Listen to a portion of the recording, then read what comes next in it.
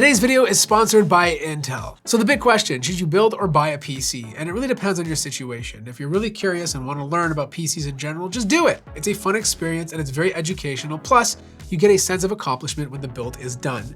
If you don't have the time, like you're 95 years old like me and you have kids and you just don't want to do that kind of stuff, buy a pre-built. There are some really great manufacturers out there. And today we're taking a look at MAINGEAR's MG1 to show you that you can get a good pre-built that is just as good as a high-end custom PC. The benefit of buying a pre-built PC though is you do save a lot of time, like a lot. You don't have to source parts. You don't have to wait for parts to come in. You can remove the ability to have any sort of user error. So like if you break something, it's up to you to go out and buy it and replace it yourself. You just submit your order, it's shipped out to you in about 7 to 10 days, and you have a brand new computer. Now the computer I put together is crazy high end. Like it's using Intel's latest i9-13900K. And if you were to buy this from MAINGEAR, it would cost around $4,596. Whereas if you were to build it yourself, it would cost $4,227. Now that's a $300 difference, but you get peace of mind.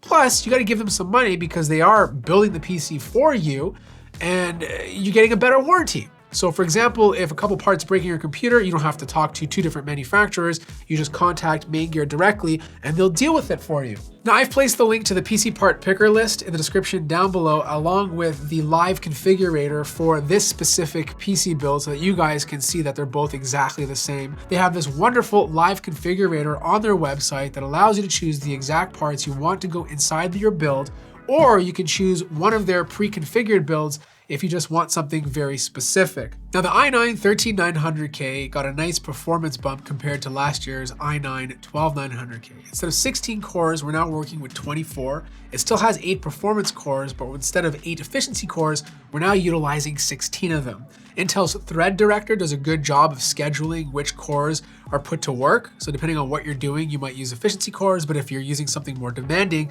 it's gonna rely on the performance cores a bit more. This also helps to save power depending on the type of workload. Max Turbo Boost has also been bumped up from 5.2 to 5.8 gigahertz. The beauty about the 13900K is it's backwards compatible with the Z690. So if you have a Z690 motherboard, you can simply take out your CPU, put a 13th gen CPU inside of it, and it will work perfectly, assuming you did the BIOS update. Now I mostly game and edit videos, so I tested a bunch of applications to see how it performs compared to the 12900K and previous processors. If you're a developer, you will see a nice performance bump compared to the previous year.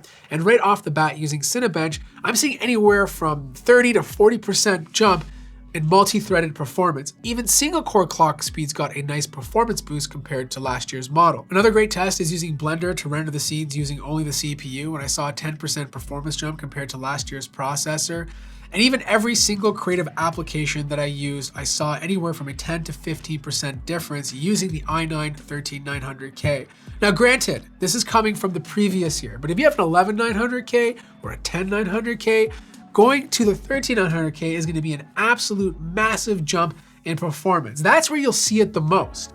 Now, if you're a gamer and you're playing at 1080p, obviously you're gonna get a nice performance bump with the faster single core clock speeds. And no matter what game I tested, except for Call of Duty Modern Warfare, the 13900K was always faster. And the beauty about this combo between the GPU and CPU is that you can play most 4K titles comfortably, regardless of whether it's Cyberpunk, Red Dead Redemption 2, or even God of War from 2018.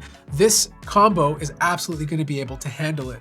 Now granted, the other benefit of using a i9-13900K or most Intel CPUs is the ability to utilize QuickSync.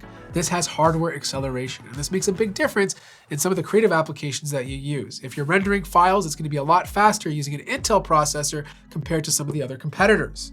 Now, for those of you who want to overclock your system but are kind of afraid, Intel has a great utility called the Extreme Tuning utility. You download it, you hit automatic overclock, and it will overclock your CPU safely, okay? It doesn't overdo it, it does it safely. You don't have to fool around with voltages or core offset ratios. It does it automatically for you, and it's a great way to squeeze a little bit of extra performance depending on how good your cooling is. In terms of fan noise, the MAINGEAR MG1 has been great. It usually sets around 40 or less if I'm doing general productivity. The fans are not too loud. The only time it does get a bit louder is if I'm doing something very extensive for a long period of time. So if I'm rendering a file for like over 10 minutes, then yeah, the fans are gonna ramp up. Is it over 50 decibels to the point where it's loud and obnoxious? No. In terms of actual thermals, it's been great. You know, the cooling on this system is more than adequate and the CPU is working as intended. So hopefully this video answered your question, but more importantly, shows you that a good pre-built should run and perform just as well as a good custom desktop PC. If you have any questions about the MAINGEAR MG1 or Intel's i9-13900K, let me know in the comment section down below. I'll place links to both of their products in the description. Happy holidays, like the video if you liked it, subscribe if you haven't already, and I'll see you guys in the next one.